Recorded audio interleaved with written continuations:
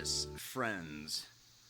We know that Aquarius is eccentric, unusual, bizarre, ahead of the game. They are different. They are visionaries. And this has an upside and a downside, positive and a negative. Of course, they're kind of like eclectic, and even in illness, unpredictable. Yeah, it's just like, things can come and go, and they can be strong and withstand, the hardest, of anything, coming at them, and then, a common cold, can come in and wipe them out for a while. So there's just like nothing regular, standard, predictable when it comes to Aquarius. Part of that visionary is they say that, they are etheric visionaries, that they see into the etheric world. They see far into the future. Some of them live very far into the future. And so this rules not only this visionary quality, okay, which has to do with mental, okay, and the nervous system. We're going to see that, Aquarius is tied into the nervous system, mental illness, mental disorders. It has to do with the spinal cord. And that spinal cord going down, all the nerves run off of the spinal cord. So it's like, oh boy, like anything, spasms, okay, convulsions, kinds of, different nerve ailments, nervous disorders. These can all be related to Aquarius. In addition, the eyes.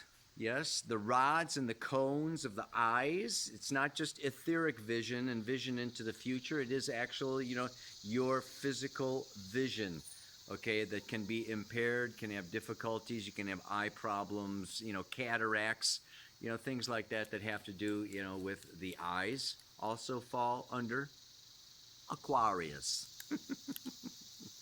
Going down a little bit farther, what comes down there after the knees? You bet. We got the ankles. Swollen ankles, stiff ankles, sprained ankles, twisted ankles, you name it. I mean, it's just ankles all over the place, and it's also the certain amount of the calves. The bones of Aquarius are the tibia and the fibula.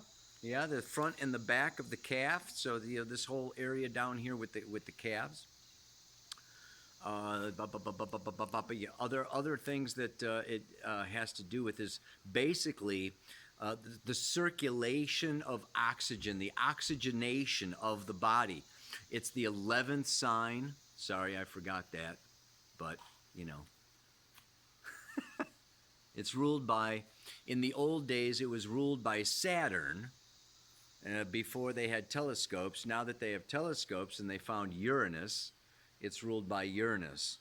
And like I've said before, there's kind of two kinds of Aquarians: Saturnian Aquarians and Aquarian. Uranus, Uranian Aquarians. Oh my God. Too many videos today. Shit. Okay, so where was I? Oxygenation of the blood. And also, of course, blood disorders, okay, blood poisoning, toxemia, okay, this is all associated with Aquarius, okay, and we know that, the doctors have associated starch. Aquarians, if you've got Aquarius ruling the 6th house again, moon in Aquarius, sun in Aquarius, a strong Uranus in your chart, low starch diet.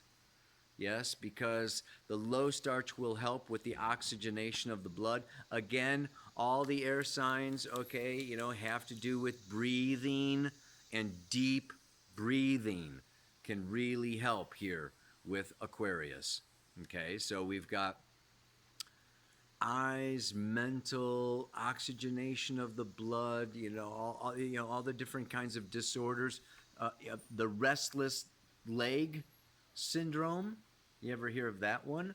Multiple sclerosis, okay, this kind of varicose veins, different things come in with this. And of course, probably one of the worst is blindness, actual blindness.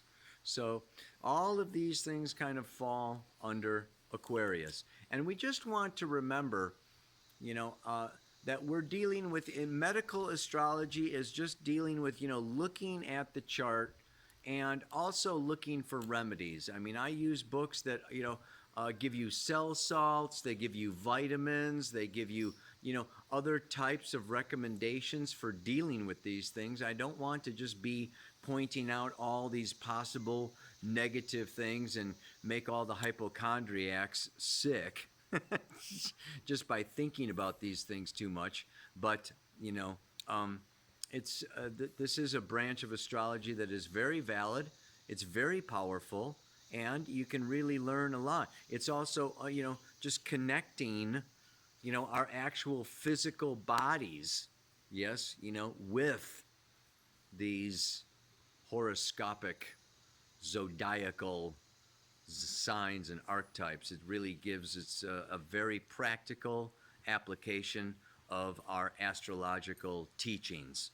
So I hope you're getting something out of this series, and that you benefit yourself and others through that knowledge, which is what Aquarius is really all about. Aquarius is knowing and sharing that knowledge with groups. The psychology of Aquarius runs into probably the last problem with Aquarius I want to mention is just alienation and isolation. Not feeling understood, not feeling a part of a tribe, of a group, no associations or family, having a hard time with teamwork, kind of feeling kind of bizarre, unusual, different. And these feelings can create, depression and a lot of mental stress. So what Aquarius needs to do, the advice I give my Aquarian friends is use the technology. If 1% of the population is going to understand you, reach out to 100,000 people and you have 1,000 people who understand you. It's just a matter of numbers. Okay, you are not weird. Okay, you are possibly geographically limited by time and space. And if you're only interacting with your next door neighbors and the people across the street, you might feel strange. But when you reach out internationally, Aquarius rules over global consciousness. Yes, the collective consciousness. So use the technology to reach out globally, and you won't feel so strange, alienated, or isolated. You will find visionary Aquarians like you, and then poof, you won't have any ailments at all. That's my suggestion for our Aquarian friends.